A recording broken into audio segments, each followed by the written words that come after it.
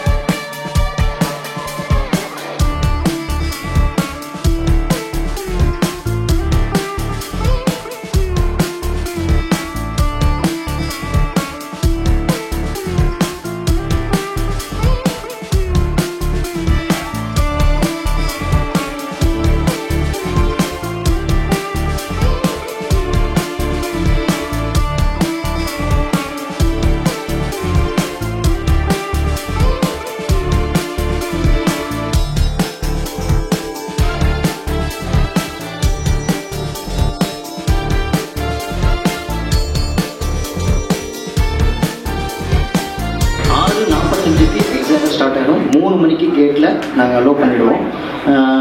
எல்லோரும் ஸ்கேன் பண்ணி கையில் பேண்டோட தான் நாங்கள் அலோவ் பண்ணுவோம். உள்ள ஃபுட்டு அவங்க வாட்டர்லாம் நாங்கள் நிறைய ஃப்ரீயாக ஏற்பாடு பண்ணியிருக்கோம் நாங்கள். ஸோ ரொம்ப சிறப்பாக இருக்கும் சார்.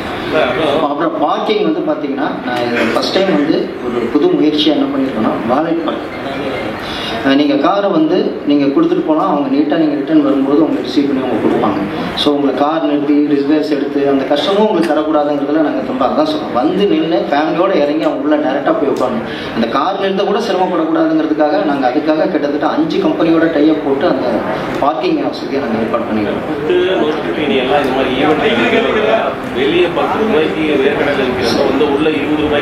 சரி, மொபைல் டாய்லெட் வந்து எல்லா கேலரிலையும் இருக்கும் சார். முதல்ல என்ன பண்ணுவாங்க, காமனாக அங்கே போடுவாங்க. இப்போ நாங்கள் ப்ரொடக்ஷன் பிளானில் அதான் மிஸ்டர் சாலினி மேடம் வந்திருக்காங்க, ஜான்சன் தான் இருக்காங்க. ஆக்சுவலாக நான் என்ன பண்ணியிருக்கோம்னா ஒவ்வொரு கேலரிக்கும் ஒரு டாய்லெட் ஃபெசிலிட்டி கொடுக்கணுன்றதுக்காகவே நாங்கள் இதில் ஃபஸ்ட் டைம் நாங்கள் பிளான் பண்ணியிருக்கோம். இன்னொரு விஷயம் சொல்லிடுறேன் சார். ஒவ்வொரு கேலரிக்குள்ளாரையும் நர்ஸு 2 இருப்பாங்க, எமர்ஜென்சி கிட் இருக்கும். ஸோ ஆம்புலன்ஸ் உள்ளே நிறுத்த முடியாது, ஆம்புலன்ஸ் சுற்றி இருக்கும். நான் என்னன்னா உள்ளே என்னை நம்பி உட்காந்துருக்கான் ஒரு 1000 பேர் அப்படின்னா அந்த 1000 பேருக்கு 2 நர்ஸை கொடுத்து ஒரு மினிமம் கிட்ட கொடுத்து அவனுக்கு எதுனாலும் நாங்கள் பார்த்துக்கணுங்கிற அளவுக்கு கேர் எடுத்துருக்கோம் சார். இதில் ரொம்ப கவனமாக இருக்கும் சார்.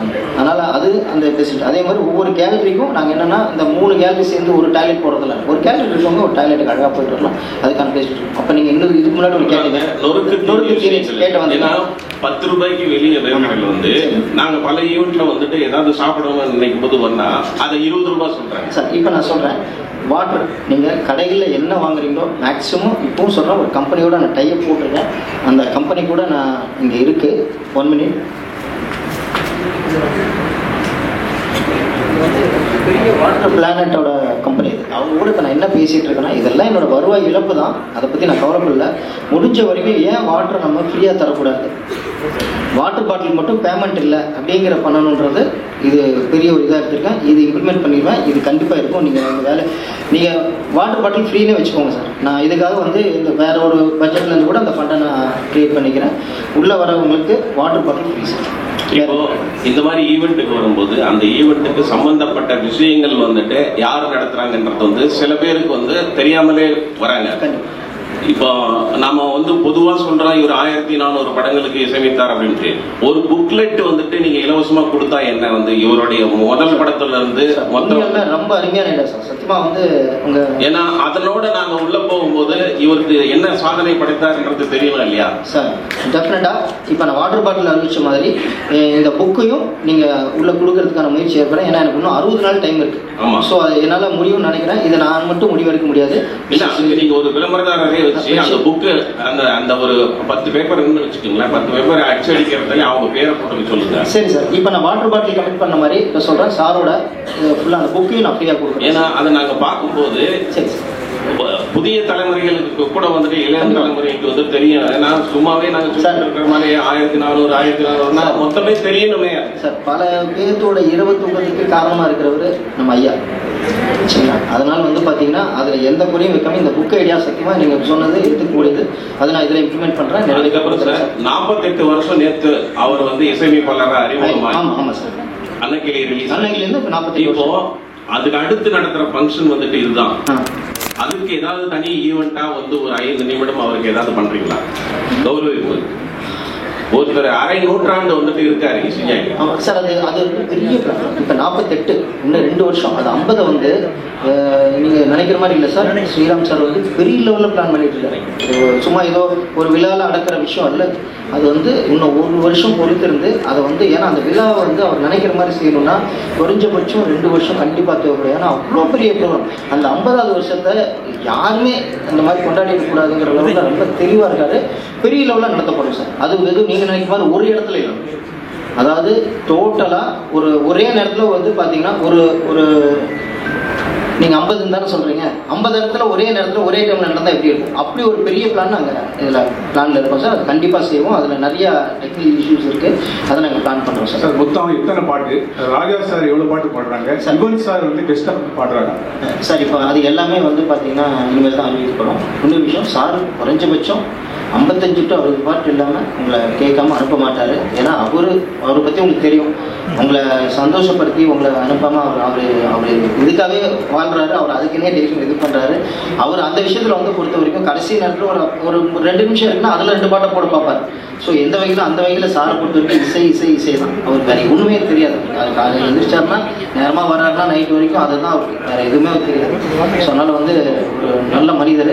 இந்த நிகழ்வை பெரிய லெவலில் எடுத்துகிட்டு போய் நம்ம கொண்டாடி தீர்த்தணுன்றதுல நம்ம ஒரு முடிவாக இருக்கணும் சார். சார் அப்புறம் சில மாதங்களுக்கு முன்னால் இந்த மறக்குமான் என்று ஒரு இசை நிகழ்ச்சி நடந்தது. நிறைய கசப்பான சம்பவங்கள் நிறைய நடந்தது. நீங்கள் முறைப்படி அரசாங்கத்திட்ட போலீஸ்கிட்ட கார்பரேஷன் அதெல்லாம் பிளானிங்லாம் வாங்கிட்டீங்களா? எந்த அளவுக்கு ரசிகர்களுக்கு பாதுகாப்பு அவங்களோட வந்து சார்? இப்போ நான் உங்களுக்கு புரியும்னு நினைக்கிறேன். நான் இங்கே வந்து நிற்கிறதுக்கு முன்னாடி நான் வந்து ஜாயின்ட் கமிஷனர் மீட்டிங் முடிச்சு தான் வந்து நிற்கிறேன் சார். அங்கே கிட்டத்தட்ட வந்து பார்த்தீங்கன்னா சிவில் சர்வீஸ் சார் நிறைய பேர் இருந்தாங்க. ஒரு 5-6 பேர் இருந்தாங்க. ஸோ அவ்வளோ பேருக்கு முன்னாடியும் அவங்க அவ்வளோ கொஸ்டின்ஸ் வச்சுருந்தாங்க. என்னோட பிளான் அவ்வளோ கிளியராக சொல்லி அவங்க தெளிவாக அறியாமல் ஒரு 4 நாள் கரெக்ஷன் இப்படி பண்ணிக்கோங்கன்னு சொல்லியிருக்காங்க. அது வரைக்கும் முடிச்சுட்டு வந்தாச்சு. ஸோ அதெல்லாம் பார்க்காம நான் பேசாமல் இங்கே வந்து நிற்கல சார். ஓகேங்களா? இன்னொரு விஷயம் என்னென்னா நீங்களாம் நினைக்கிறீங்க இந்த ஒய்எம்சிஏ கிரவுண்டுக்கு நீங்கள் லாஸ்ட் எப்போ சார் போயிருக்கீங்க சார்? நான் உங்களுக்கு தெரியாது. நான் இது வரைக்கும் வந்து பார்த்தீங்கன்னா 114 தடவை போயிட்டு வந்திருக்கேன். அதாவது செயல் சிந்தனை ஃபுல்லாக அங்கே தான் இருக்குது. ஏன்னா ஒரு திருடன் எப்படியெல்லாம் உள்ளே வருவான் எங்களுக்கு தெரியாமல் அந்த அளவுக்கு என்னன்னு கேட்டால் ஒரு திருடனாக இருந்து யோசிச்சு நான் உள்ளே வந்து போய் பார்த்து அதெல்லாம் அடைச்சிட்டு இருக்கேன் நான். ஏன்னா இதில் ரொம்பவும் எக்ஸ்ட்ரீமாக நம்மள மாரி ஒரு பெருசாக இருப்பாங்கன்னு நினச்சிட்டு ஒரு இடத்துல ஒரு 500 சேர் போட முடியும் அப்படின்னா சத்தியமாக சொல்கிறேன். இப்பயே சொல்கிறேன், ஓப்பன் சேலஞ்சாகவே சொல்கிறேன், 100 சேர் அதிகமாகவே போடுறேன். என்னையும் மீறி திருடனா உள்ள வரவனுக்கு. ஏன்னா அந்த 500 பேர் என்னை நம்பி டிக்கெட் வாங்குறவன் சேரை அவன் பறிச்சிடக்கூடாது. அதனால் நான் அவனுக்கும் சேர்த்து ஒரு 100 சேர் அதில் போட்டு வைக்கிறேன் சார். அப்போ அந்த கேலரி உருவாக்குறீங்களா? அது வந்து எப்பவுமே நிறைய பேர் வந்து எல்லா ஈவெண்ட்லையும் நிறைய விஐபி தாண்டி வந்து அந்த கிராஸ்ல இல்லை இந்த கிராஸ்ல சார் அது இந்த தடவை நடக்காது சார். நேரடியாக போட்டீங்கன்னா சார் அதை தான் சொல்கிறேன். இந்த தடவை அது நடக்காது சார். ஏன்னா அதுக்கு ஒரு பிளான் எங்களுக்கு இருக்குது. எப்படின்னு நான் சொல்லிடுறேன்.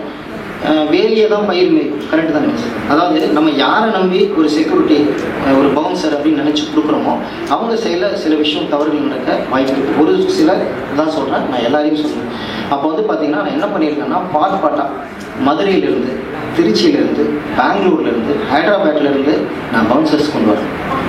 அவங்க வந்து பார்த்தீங்கன்னா பாட்டாக மாறி நிற்பாங்க. இப்போ சாரோட அந்த பேக் ஸ்டேஜ் பார்த்தீங்கன்னாக்கா பாஷையே தெரியாதவங்க தான் நிற்பாங்க. ஸோ அது மாதிரி அந்த மெயின் என்ட்ரி கேட்டுக்கிட்ட ரொம்ப தெளிவாக நாங்கள் பிளான் பண்ணியிருக்கோம் சார். அதனால் ரொம்ப அந்த விஷயம்லாம் தடுக்கிறது தான் பண்ணுறோம். இப்போவும் சொல்கிறோம் சார், ஒரு டெய்லி இதே யோசனையில் உட்காந்துருக்கோம். ஒரு சின்ன தவறு கூட வராமல் எந்த அளவுலாம் செய்யணுன்றதை நம்ம அம்மா வந்து சாப்பாடு செய்கிறாங்க. நமக்கு மகனுக்கு வந்து எந்த குறையும் இல்லாமல் பரிமாறணும் தானே சார் அவங்க பார்த்து பண்ணுறாங்க. அதில் ஒரு துளி உப்பு இதுக்கு வந்து அவங்களுக்கு என்ன கஷ்டமோ அந்த மாதிரி நாங்கள் இருக்கோம் சார். நீங்கள் நான் புரியும்னு சொன்னால் எனக்கு வார்த்தை வரல, அவ்வளோதான். இது நான் எனக்கு தெரியாது சார். அது சார் இன்னொரு கேட்டுக்கிறேன். ஏன்னா நான் வந்து நல்ல இப்போ சொல்கிறேன் சார், பாடல் எல்லாரும் ஒன்று தான். சார் பொறுத்த வரைக்கும் அது மாதிரிலாம் நினைக்கிறவர் கிடையாது எனக்கு தெரிஞ்சு. அருண் சார்